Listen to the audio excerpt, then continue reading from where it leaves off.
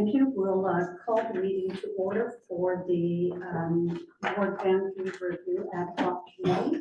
We'll begin with calling the meeting to order with the land acknowledgement statement read by Paul Wardlaw. The town of Innisfil acknowledges that the town of Innisfil is situated on treaty land that is deeply rich in indigenous history. The town also acknowledges that this land is the traditional territories of the first peoples of Turtle Island. It is shared between the Anishinaabe peoples of Bozobe First Nation, Chippewas of Rama First Nation, and the Chippewas of Jordina Island First Nation, and we thank them for generations of stewardship. This meeting place is still the home to many indigenous people, and we are grateful to have the opportunity to work on this land. The town acknowledges the forced sacrifices that are the foundation of Canadian society today. We are dedicated to honoring indigenous history and culture and committed to moving forward in the spirit of reconciliation and with respect with all First Nation, Métis, and Inuit. Thank you very much.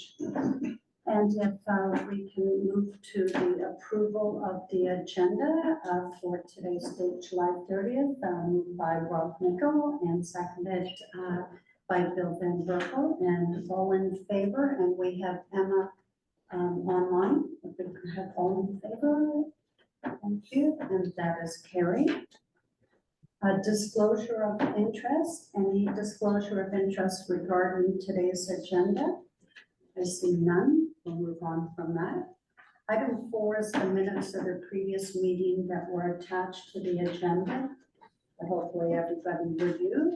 And error submissions. Yeah. Okay. And if with the recommendation is that the Ward Boundary Review Ad Hoc Committee report of February 24th, dated June 12th, 2024 be received as printed. And if I can have a mover, Bill Van Berkel and Paul Wardlaw as second. Then we move on to our and if we can have all in favor, thank you, Rob. Thank you. As soon as we forget. Okay, our presentations and delegations. We have had none today. We do have guests in the audience. We thank them for their attendance. And we move on to Josh Valenti and Bob Williams for the Watson Associates. Item 6.1. Actually, 5.1. 5.1, okay. A correction on that, but the delegation regarding the new proposed ward boundary options be received. But we need to have our presentation first. Okay, I will start us off, if that's all right. I can be heard, I hope. Picking it up on wherever it's going. All right, good. I'm going to lean over toward the committee here and speak to you and to those who are watching. Ignore the camera for the moment. We're in a process of sorting out where we want to go with some options for the town. We're not there yet. That's part of what today's meeting is about, is to help us move into the next phase. As you know, we've done some consultations at various levels. I talked to all of you back in, sometime in the fall. It's all blurring together a little bit. We've talked to members of council. We've had opportunities to make presentations to the community, both in a live form and I believe in a virtual session as well. Those, all of the comments that I heard from you, from council, from those meetings are in a sense part of the foundation for what's here, because we need to understand Innisfil from the point of view of the people who live here, work here, serve on the council, and are subject to those arrangements. So we're still working our way toward a final decision, which we will assume will happen in the fall. So what you've got in today's package is what we deliberately refer to as preliminary options. We've heard a lot of things. We've done some research. We've done some information gathering. We've done mapping, and Josh has been very active in gathering information and applying it to the system, to an electoral system for Innisfil. And what we are trying to do at this point is to simply see what is there in here that you find appealing, unappealing, whatever it is. And we need to know whether we're on the right track. We think we've got some things that are worth pursuing. They may not be exactly as might turn up in a final report, but maybe some of them are. And that's what the conversation today is about. Have we got some traction here that we can work with? Or are there other things that we need to go back and think about? It's always a process that takes several steps, and I don't want to give the impression that we threw up our hands and just sort of did any old thing. We try to work with what we've got in terms of data, in terms of mapping, in terms of the way your community is laid out. We can't move Stroud closer to Cookstown and try and sort things out. We have to work with the way the town is laid out and work through the things that we're asked to consider, which is a series of what we call guiding principles, ideas that we want to try to capture in an electoral system for the town of Innisfil. We start with the current system. We apply those principles to the system and evaluate what we might call the strengths and weaknesses of that current system. What are the things that should be preserved? What are the things that should be changed? And that is why we have a number of different responses, because there is no single right answer to that. What we may judge as a problem, you may not. Conversely, you may see a problem that we haven't picked up. And that's again why our conversation today is about helping us get some of those things straightened out, if I can call it that way, so that, and I believe there is another meeting planned in late August, and that will move us toward from this information to something a bit more structured. Josh, what that might look like. But our goal will be, of course, to come back to the community through you with some options. Again, you may have suggestions about how many of those would come back to. I can certainly say it's more than one. There is no one right answer. So we would never come back to a group like you or council and say, here's the only answer, take it or leave it. There'll be a couple of versions, and we'll see some of the reasons why they might vary in the course of this conversation. That will come back through a consultation and eventually will lead to final options that will be put to council for approval as required under provincial legislation. So council gets the last word. Our role is to help provide them with advice on what the choices are and what some of the limits, benefits of a particular scenario. We'll see that here. We're never going to claim that any one of these options, if you will, ticks all of the boxes. Some of them come closer than others. Some of them tick different boxes than the others. And what council will be eventually faced with is perhaps a couple of options which have, if you will, different pluses and slightly different minuses. And again, no right answer. Which one is the best for Innisfil? And our conversation today is to help us move toward all that. So Josh is our expert on the map and the numbers and can speak to some of that, as well as a little bit, I'll give him the heads up that we want to talk a little bit about what we've heard so far that lead us toward the maps that we've put together. And those maps have been largely drawn as a team exercise, which we did actually a week ago today. We sat down I sat down with folks at Watson, and we brainstormed around how do we address representation in Innisfil. Here are some ideas. Josh went away and put those into some maps and some numbers that go with them and help us decide what's there. Have I forgotten anything at this point? I don't think so. And I guess in addition to what we've seen already, we've also now looked at projected growth. So we're looking out to 2034. So Right. we'll see that in a few years. Yeah, so some of these, and again, that's part of the terms of reference, the guiding principles to look forward. And I've used the line before, but I will put this, if you will, on the table again. When boundaries are reviewed at the federal level and by extension the provincial level, they're based on the census. When the census happens seats are redistributed in the House of Commons and from province to province and within a province. Those exercises are really about catching up. There were boundaries done 10 years ago. What's changed in the population that requires an adjustment today? So it's a catch-up process. There's a bit of that in here. Some of these scenarios will be essentially catching up from the last review.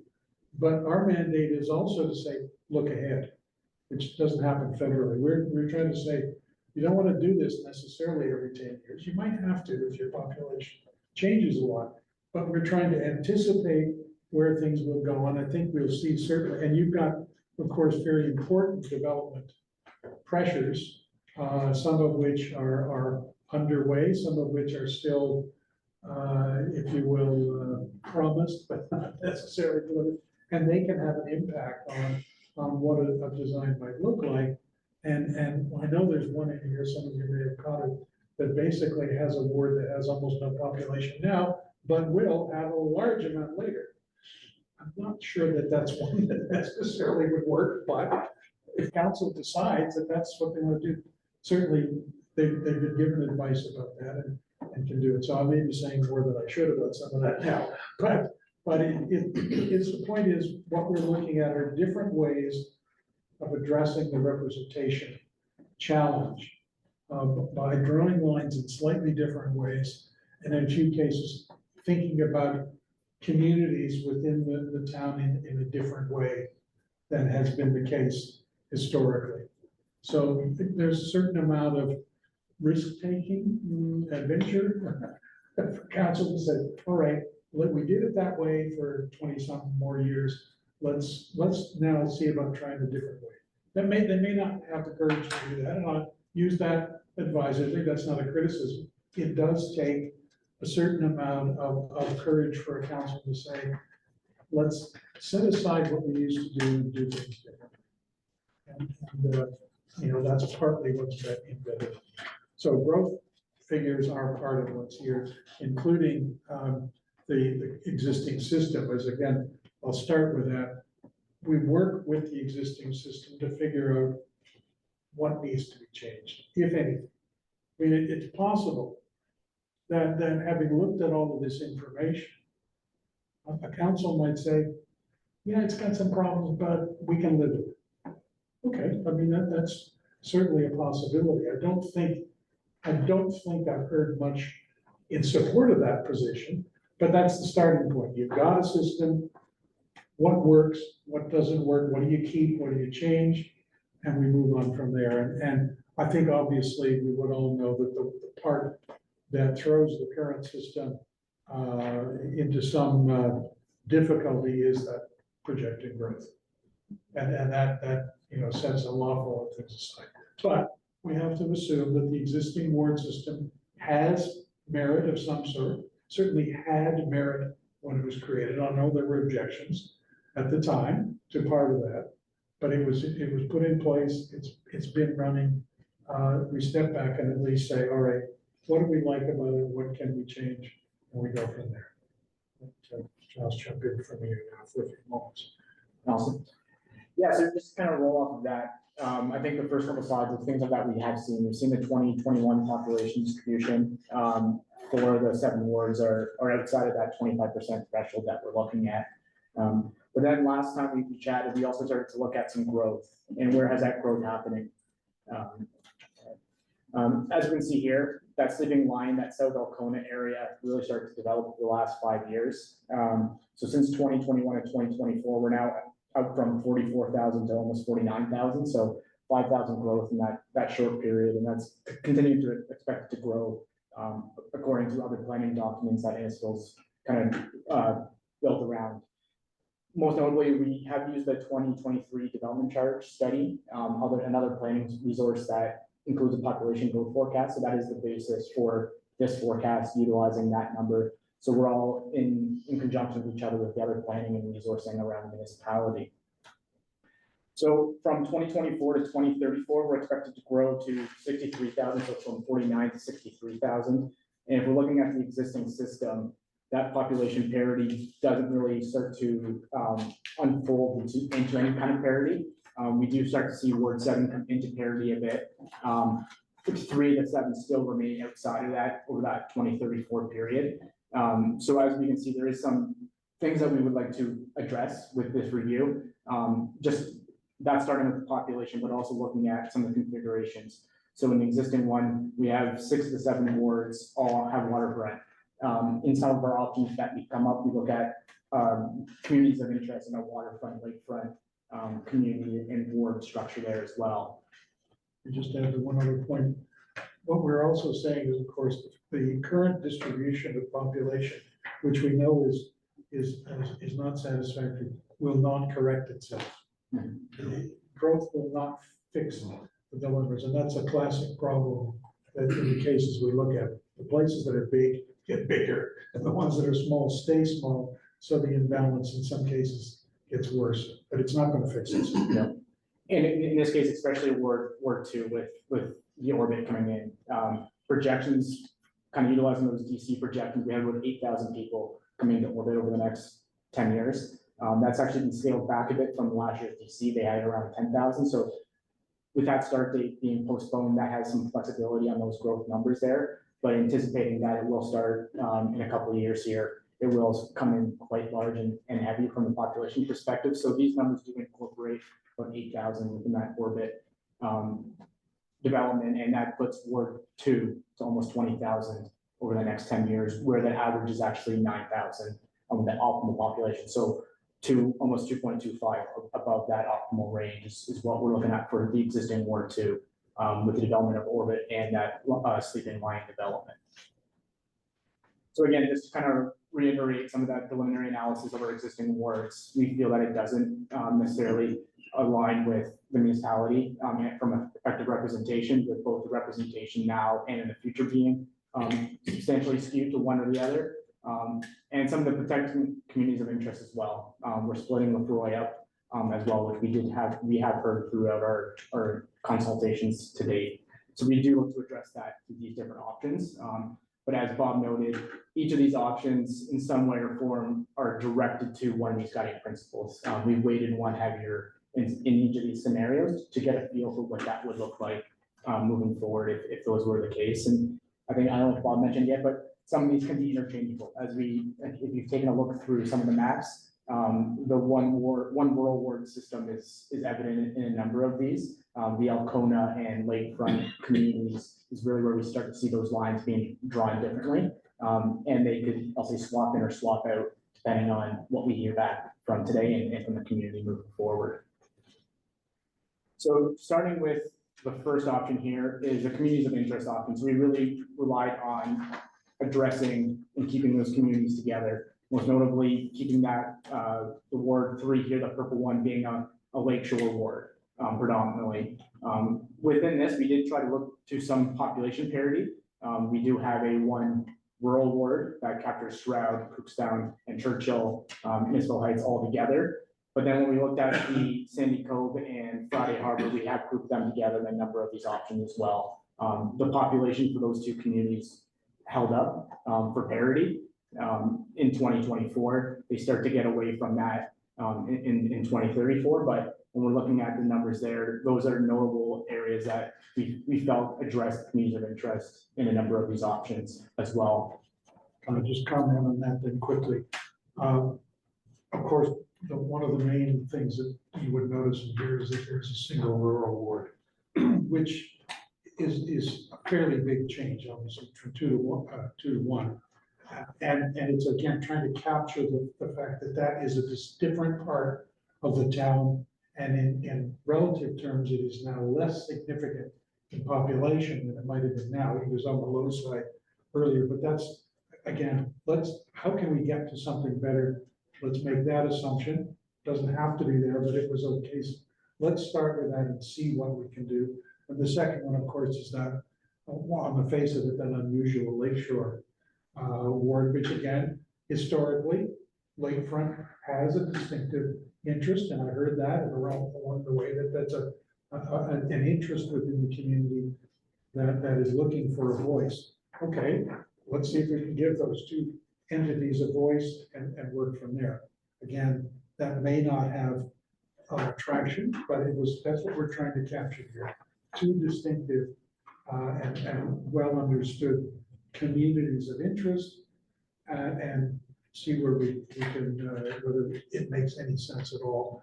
And it may visually not make sense, it may politically not make sense, I don't know, but that's where we were trying to go by capturing what we understood to be the communities of interest that we heard about in all the consultations that we've run. Can I just ask for one piece of clarification as before we go through the rest of these with the maps?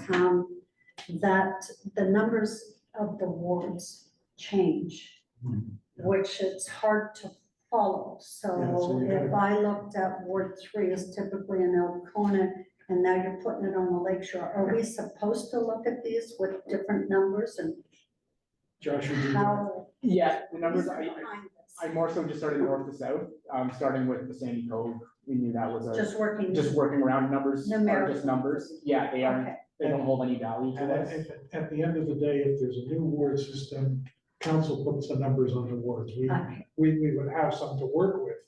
But I haven't heard the sense that the ward number is something that matters. It may historically, but if a ward that has a certain number disappears, everything gets thrown off anyway. So, Donna, I'd ask you in these cases, and I know it's a challenge, just work with the color codes on here okay. and correspond over here. We can tidy all that up. Okay. And typically, if you ask any resident, there's gonna be very few, what ward do I live in? They don't know. Exactly. Elcona Ward or the strip. As counselors, your mind, so Yeah. we are all former counselors, so we're thinking of, where did that word go? Well, Okay, yeah, so and I think, we'll erase that. yeah, you will get to that at some Okay, point. that's, In some communities, the wards are named, okay, but that is not something that we want to get into here. okay, If at the end of the process, there is a strong sense that it would help if I knew the name of my, Okay. then hand it over to the clerk to run a consultation process yeah, to come up with names that would work, but. yeah. you And don't I have to- think that explanation is important because some people that do know the wards or counselors or people that are on different committees, that explanation of we're not working with current ward numbers, we're Yeah. creating this whole new numbered system, this is what are Yeah. options to look at, because then it gives you a paradigm shift that you're not scrambled trying to move Yeah, your ward somewhere. that's better. Okay, thank you. Right on. So actually, I printed off a few of these myself as well too, and I think actually the numbers are relevant. I think, current council and, prospective council, possible council coming on. If you had the numbers that remain the same, even for councilors to be able to reuse their signs, if the wards themselves are still in a similar area, is of value, I think, Again, that could be at the end of the process, when it's determined whether those wards, whether all of those wards are still there. Right. And what those numbers would be eventually. Again, Yeah. north to south, east to west, top to bottom, Okay, it probably doesn't matter, but, if that's a consideration for council eventually, that's, that would certainly be. but for this exercise. yeah, no, I have no trouble understanding what you're doing here, but I think when it comes down to the end, that, if that big word is gonna be Ward 1, because that was essentially most of Ward 1 already anyway, so that would make more sense. Yeah. The purple would remain Ward 7, because that's pretty much Yeah. what it was always, so Sure. the yellow would be 6, Okay. because it always was, so I just think it makes more sense that way. Okay, thank you. Sorry, go ahead. Yeah, thanks, and we'll definitely consider that moving forward as well and have that caveat in there. But getting back to the communities of interest here, with that Lake Shore ward, we are still splitting up Lefroy. Lefroy is still in 2 wards, as you can see here, and that ward for that green ward there starts off with a low population, but it does capture that south side of the orbit. So it is around 60% of the current optimal population, but it does grow in and actually almost to the limit of parity moving forward, with that growth from 4,000 to 11,000 in the future. So this starts to balance those populations both now and in the present or in the future out. But again, there is some distinguishable notes to be made about this configuration. And just if I can, some cases, the total population in 24 in 34 may not change a lot, but the evaluation does because it's a relative category. Is it above the average in the new number or is it below? And if the number itself changes, then the rating will look a little different, even though the number itself doesn't. But Ward 4 in this scenario, as Josh pointed out, changes dramatically and moves from something way at the bottom end to way at the top end. Mhm. Others, it's a minor change and they fall into a category. A couple of them move from being good to a little less good. Anyway, some of that's more evident than the other. And just maybe something that we haven't seen in those packages, we just have a zoomed in map of Elkhorn and how these wards are divided. So again, trying to keep these communities of interest together, or neighborhoods together in the Alcona sense. We started to use main arterials or main roads. In this case, with that Lakeshore, we had everything east of St. John's Road, on part of that Lakeshore community. And then we started to use Innisfil Beach, 7th Line as those dividers, as well as James Boulevard. So those are some major roads that we felt divided some of the neighborhoods based on our understanding. But these do change throughout the different options as well. And we'll present that, a similar map for each of them moving forward.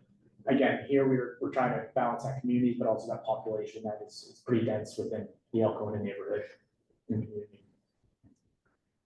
So the option here is option 2A, and this is where we reverted back to a 2 rural ward split, north-south using 3rd Line as that divider. As we can see here, though, wards 2 and 3 being those 2 rural wards are both significantly under population parity moving forward, and that's really where we start to see the move to a 1 rural ward situation, because if we use 20th or Young Street or 3rd Line or another dividing line for 2 rural wards, that population mass just doesn't equate to any kind of parity. Trying to approach that 7,000 mark for 2024 as the optimal, there's only 9,000 between the 2 wards there currently, and as we look out to 2034, that 7,000 becomes 9,000, and those numbers fall further out of parity. So that's a bit of a trade-off there when we start to look at that rural configuration and how we can deal or sort that out as well. This ward here, this configuration here also does not have a lakeshore community, similar to the existing system. 6 of the 7 wards do have waterfront. So there are some similarities to the existing community there. This option also keeps Lefroy entirely within 1 ward, and that ward being Ward 4. Again, it's out of parity in 2024 at 0.76, or sort of just at the lower end of that parity. It does start to increase a little bit to 0.83 in the longer term. So is that community need versus parity more important in keeping them together while having a lower population of consideration that would be sufficient enough to move forward with? I'd like 2 other comments, and maybe more relevant to some of the others later, but while we're looking at it. The fact that the 2 rural wards are very low in population and much larger in geography is a reasonable trade-off. So on the face of it, a council could take an option 2A as it's proposed here, and it would probably be accepted if it were appealed to the land treasurer, to the OLT. Even though those are low, it's in the context of what you're trying to do with a community that is where the population is distributed the way it is. In other words, it's all concentrated on the eastern third of the municipality. 2/3 of it is rural. Okay, the population is low. That's to be expected. We can't make that population any larger. So it's again a matter of weighing up which principle, and this would be a principle that is reasonably good on population in the short term, and captures community of interest. The other part of that is the question of pop parity, as we call it, is a little bit better with 1 exception out in 2034. And it's possible for a council to take an option that grows into parity, as opposed to starting with parity. And that's again a dynamic that comes into play in a couple of these cases.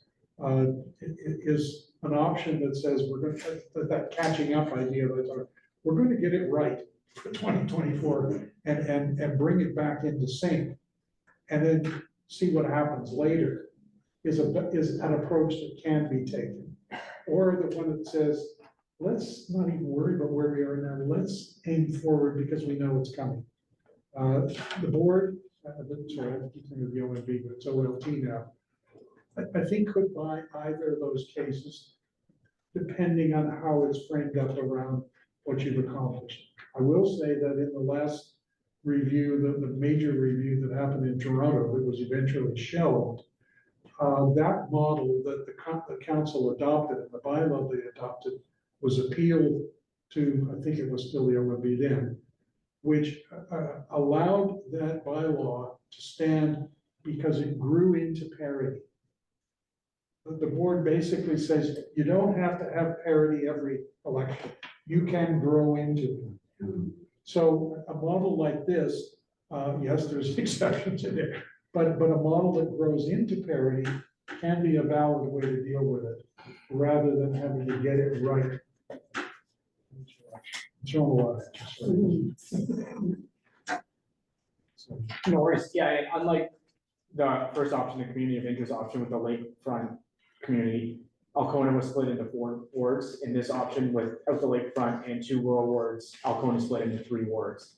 Again, using 7th line and Isabel Beach Road as those dividers. You can see in Ward 5, it has that sleeping lion, but also the orbit. So it is, I'll say, on the lower side now, but it does grow out of parity quite significantly in the future there, just using that 3 to divide it up, those 3 wards, those 3 options, as well as majority of that growth is in one area within Alcona there moving forward. So again, we started to divide it in different ways. This is into 3, that is Alcona, and each of these 3 options are outside or on the higher spectrum of those parity where we're looking moving forward.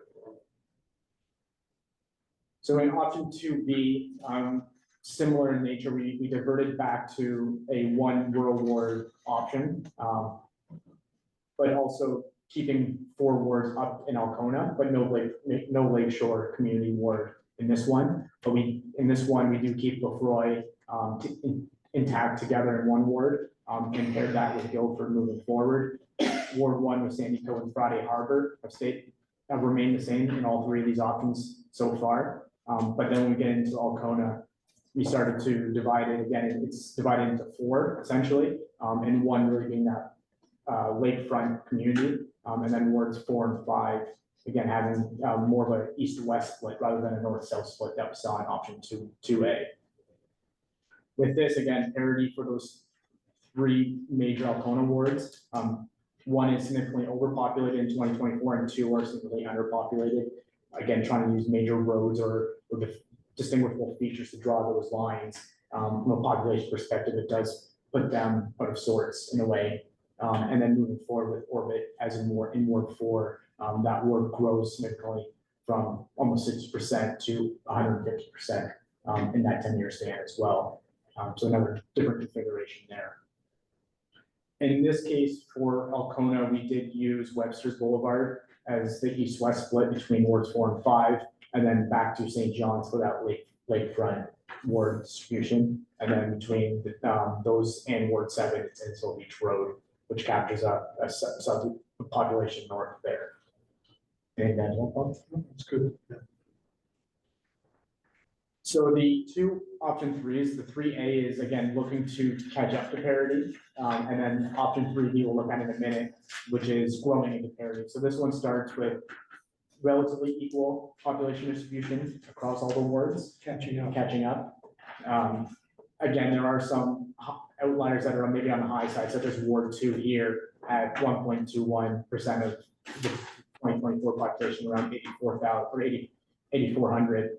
But when we look out 10 years, that actually grows into some parity as well. So those numbers that we do see for example, in Ward 2, that maybe are on the high side grow into parity, but then we still have to deal with Orbit. And how do we deal with Orbit? We've grouped that with into 2 wards, Ward 5 and Ward 4. And both of those wards see significant growth, with Ward 4 growing to almost 1.5% over that 10-year span as well.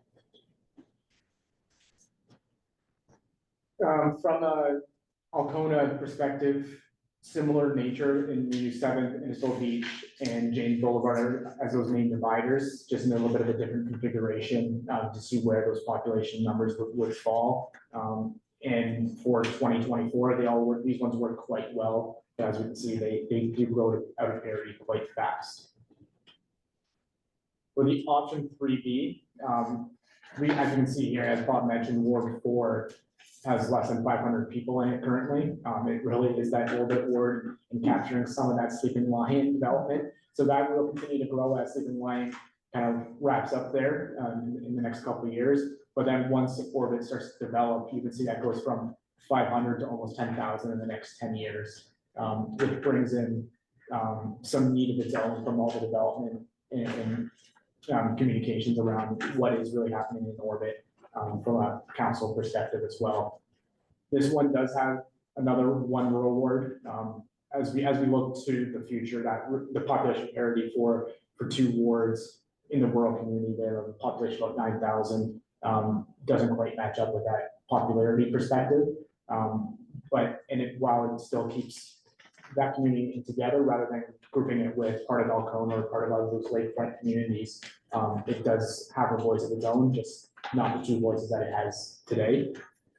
And I think the point to make is that kind of dynamic of having to go from more than one rural ward down to a smaller number has been the story in your neighbor to the south, in Bradford, West Gwillimbury. That was a requirement to make the system work.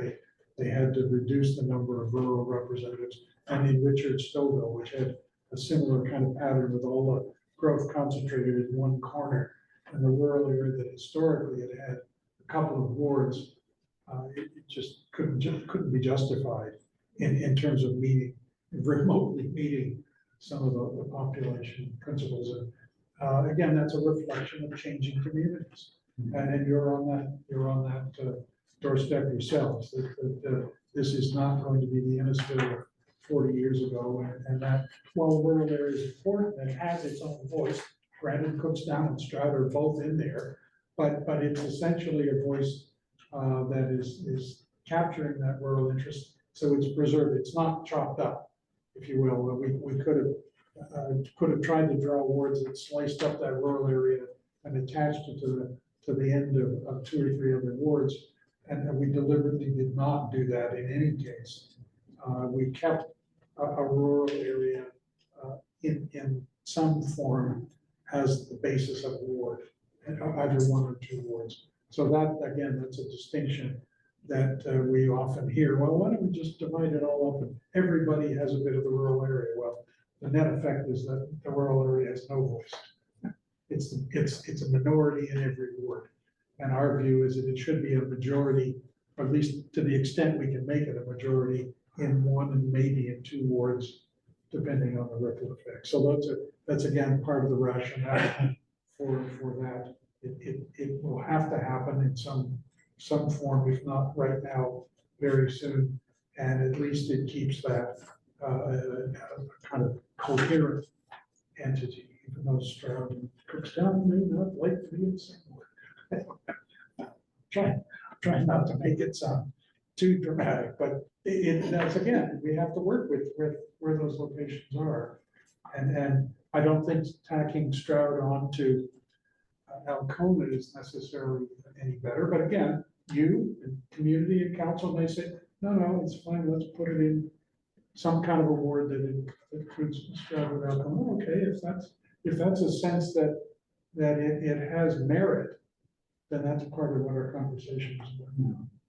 Yeah, I was just wondering, look, we're continuously looking at 7 wards. When we look at all adding or subtracting wards, where we go. That is a possibility. It is called a council composition and ward boundary review. I don't think we've been directed specifically to look at additional seats on council, but that could be an outcome of this phase of the consultation, Yes. which basically says trying to fit them into 7 parts creates problems that we don't have now. So it's not gonna improve it. Maybe one of the ways to get around that would be to add another ward.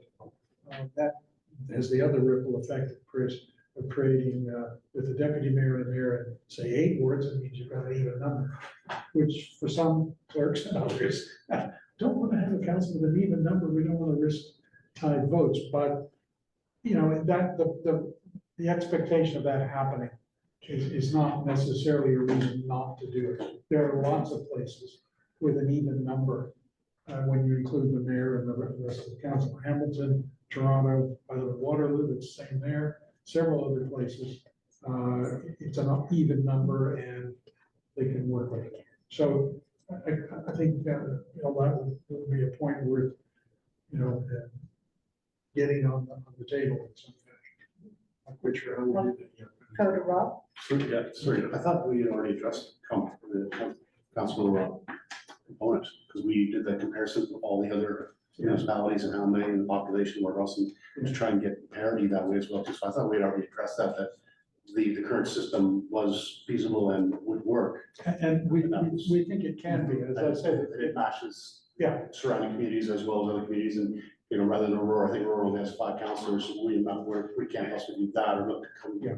do that, but our current composition Yeah. was justifiable. sure, and I can come back to, I would come back to that too, that if the committee decides that leaving the number the way it is the direction to go, then that's fine. I just think the question would be, and this is often what happens, you have a number in mind and you put it in place and you decide, you know, there are a few things that might work better if we had another, but we haven't tried that. It was not part of the. That was actually my question. Yeah, we haven't tried that yet because that was not part of the direction earlier on. And it only could, and I'm not even sure whether an 8 would necessarily address what you're. What about a 6? Yes, it could try to get that. From a rural perspective, we go to 6, if it's 2 wards, it'll kind of go out of parity even more. If we add a ward, it might No, I'm come not- into parity a little bit, but yeah, some of the trade-offs. Again, that's the ripple, but if you had fewer wards, could you say that the rural community is 1 out of 6? It's hard enough to justify this 1 out of 7. I agree with that. I agree with what you're saying. Yeah.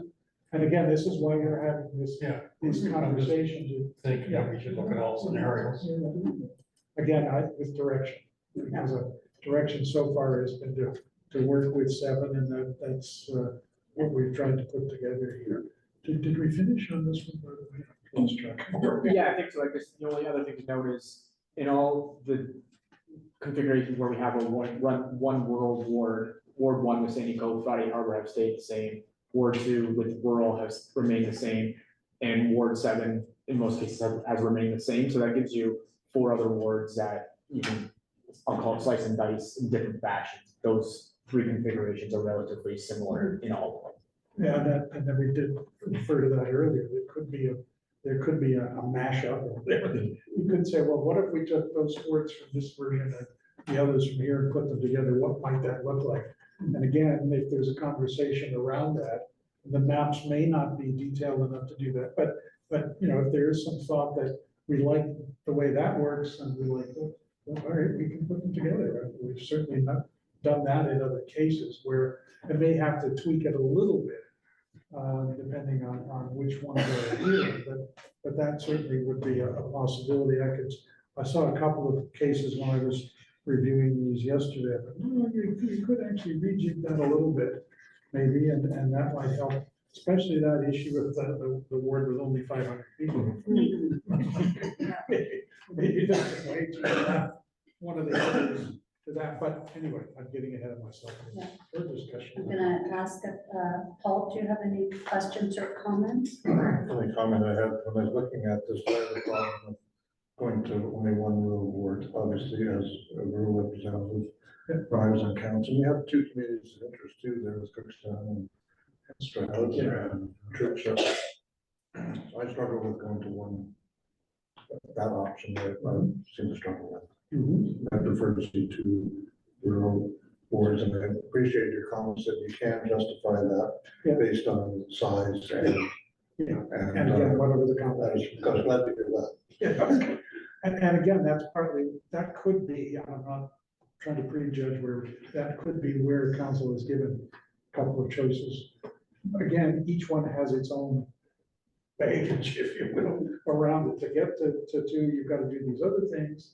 And do they justify doing that? And we don't, you know, we can offer advice based on other cases, other examples of how that, you know, would work.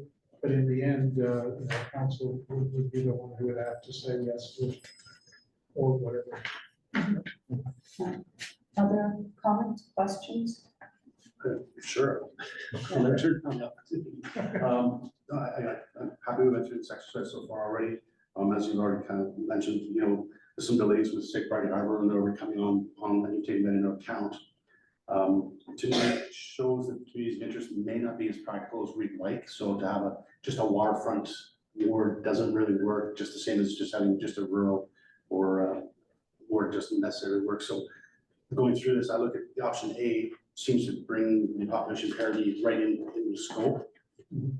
Again, I said tweaking the numbers, if that was something or some hybrid of that would work, tweaking the numbers to try and keep some consistency in the way the wards are remembered right now would be beneficial. Sorry, Rob, was it 2A or which one do you? Sorry, 3A. 3A. 3A, Okay. so, it does seem to, you know, everything's in scope for the optimum range. To me, when I looked at this, when we first got it, I wondered if it almost made the next review almost obsolete, because 3B would be the new transition, where it barely adjusts many of the wards, and it just kind of just tweaks the ones that need to be tweaked Yeah, to bring that through, so. and that, yeah, that could be another advantage to doing this, to, when you get to another population threshold, it's relatively easy to make that adjustment. To me, it looks like almost all the other wards stay the same, it's just tweaking those, whether it's 5, 4, 5, or 3, 5, 3, 2, or whatever number it is. Kind of saves us, you know, thousands of dollars in 2030, because you've already done the work for us, almost. Just come back for a review sort of thing, so, but I think the 3A looks like it works really well for 2024 and for the next some time to come. And then in, you know, 2030, when the next review is likely going to come through, your 3B option looks like it almost transitions very nicely and without having to adjust too many boundaries. And I'm picking up Josh's point from a moment ago, that it's not the whole thing that would need to change. Right. It could only be around the crucial development hub of some sort to move some lines around there. And you could perhaps leave the rest intact, and that could be an in-house review of some sort or a limited discussion about making a change. And I don't want to speak for the whole improvement. It could even be something that's, if you will, built in to what's there. We did that in Caledon, if I'm not mistaken. They were dealing with some other issues around that. And there was a scenario that had a ward that could have been easily changed if once the population at a certain level, it may have been split from 1 to 2, but at that point, you may decide at that point you need another counselor for other reasons.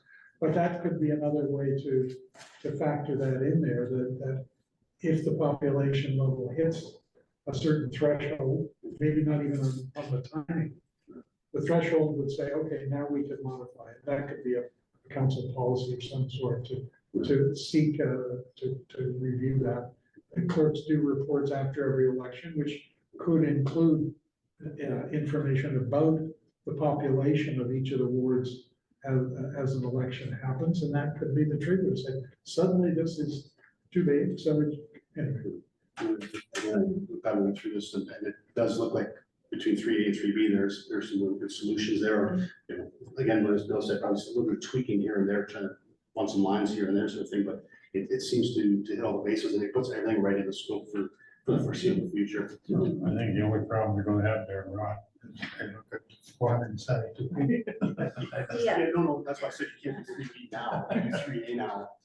Yeah. Look to transition to 3A with the anticipation that say in 2030, when you do, like they do in the next review, 3B would be something you can look at, and obviously have Watson come back and just do a quick, run some quick numbers to make sure that it's still in scope sort of thing, and that still works, and then, but it just seems like it does kind of tie in nicely, and then again, you know, having just a waterfront ward doesn't work, and it just not practical to even get around to try and do that, or to, you Oh, know, no. one from the 7th line to, you know, the 13th of Bradford sort of thing, just doesn't, won't really work. But again, that's picking up comments and observations we heard in the earlier consultations, that one lakefront is a distinctive community of interest. And it's now chopped up. Very true. And it was historically probably more significant than it is today, and those comments are in here somewhere. That for, you know, many years, that was an important part, even if it was seasonal, it was still there, you know, high taxes or whatever it was. Whatever it is, the reasons were that was an area that was given some attention around the council table, and this was a case of saying, well, if that's the case, it may not be the case now, and that's valid too. And just a couple of comments that I want to make and some clarification recommendations. Communities of interest, heaven help the person who would dare to run for council, take the whole lake shore. Because I'm gonna tell you, that involves Airbnbs, Yeah. that involves waterfront, Yeah. that involves lake access points, store points, and beaches. It's a nightmare. You can't do So you, I mean, I see why you've done it, because it makes sense to look at it as an option. But then Yeah. from a resident viewpoint, then anybody running would go, yeah.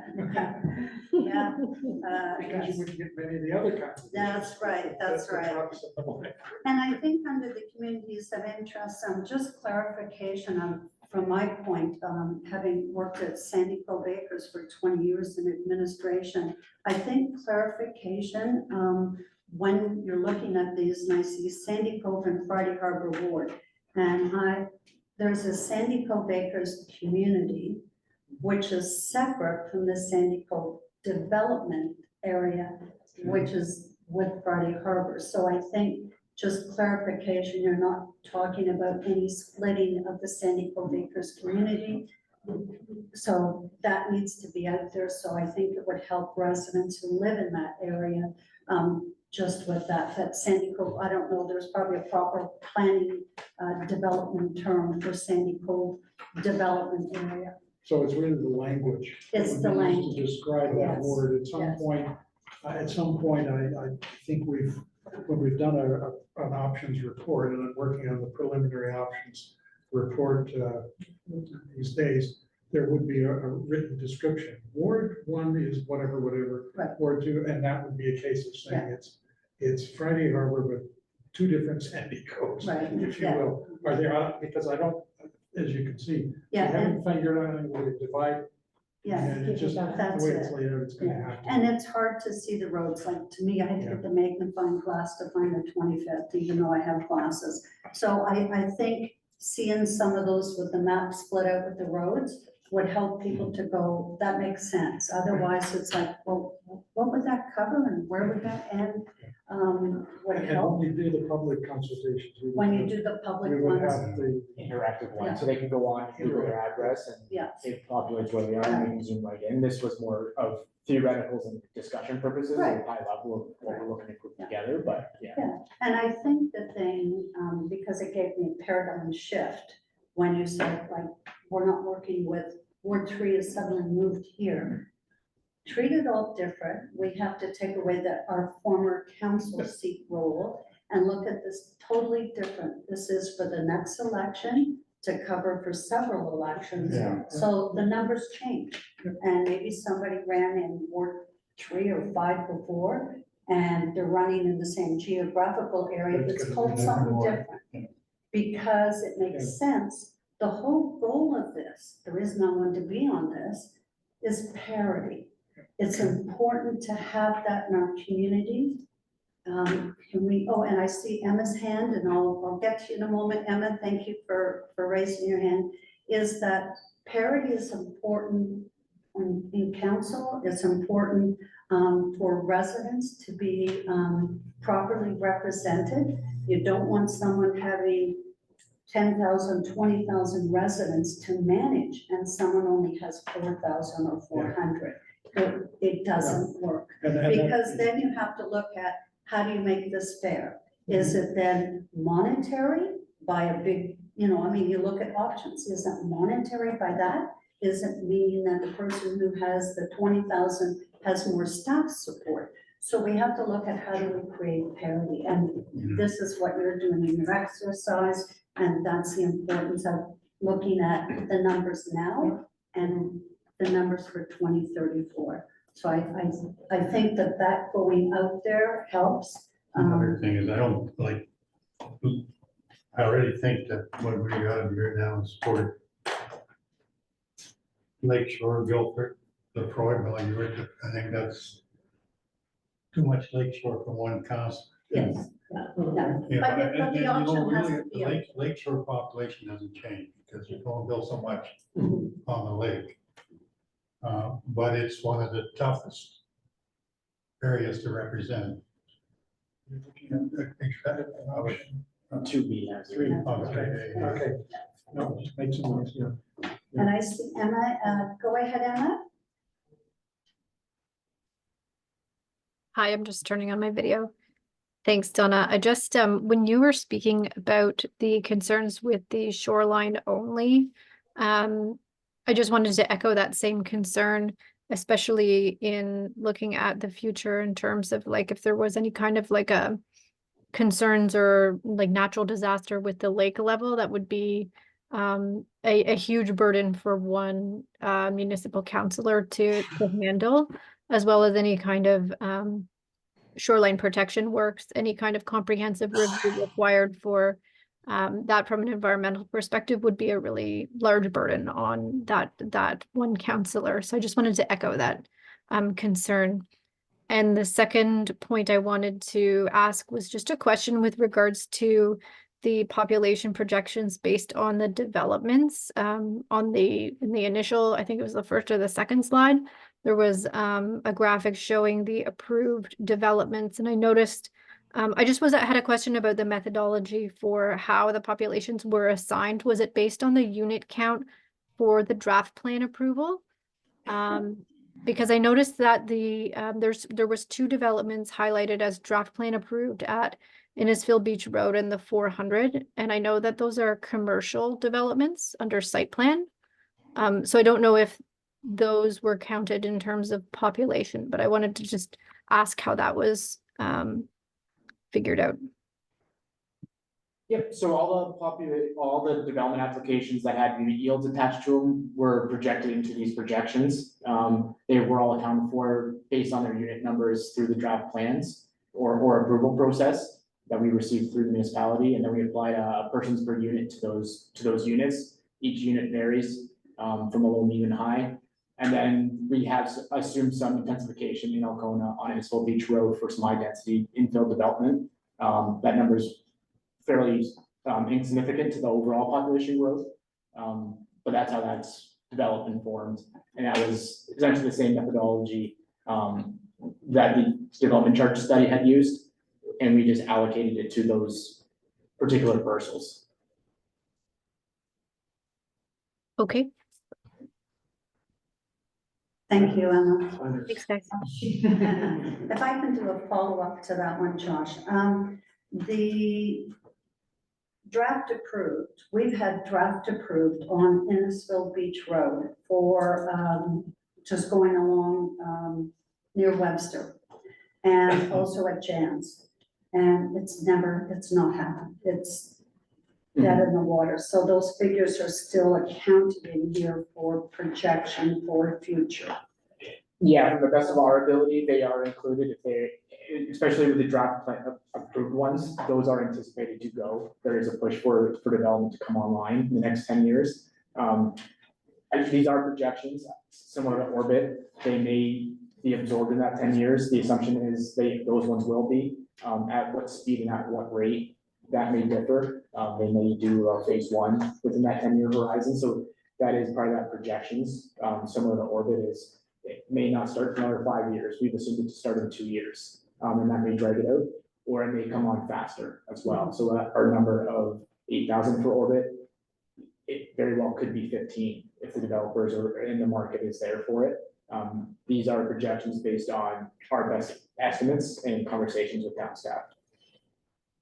If I can add, sorry, Tom, if I can add to that, one of the things that will be important is that when the final recommendations come forward that include data of that kind, it will be very clear where it came from and what the date of it was and any other factors that might have to be taken into account. We know the population forecast has some limitations, but we know it's coming. We just have to make that decision. And it's one of the reasons why we have this 25% above and below an optimum, because that gives us some of that flexibility to work with areas where there are significant changes happening or expected to happen.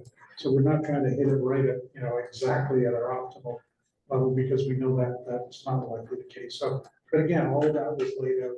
Council and the community would be able to know that the data, where it came from, what it's based on, and if they want to try and blow it up because they don't agree with the numbers, then fair game of word would not accept that. We would be able to show the tribunal. We would be able to show clearly what the numbers were, what numbers were used, where they came from, what the validity is. And yes, we know there's some possible variation there, but not enough to undermine the proposal that we're putting forward. And then what are the, just as we're sort of getting at the end of our meeting time, next steps for you? You're going out in the public with all of these options in the public, or how? Can you speak to that?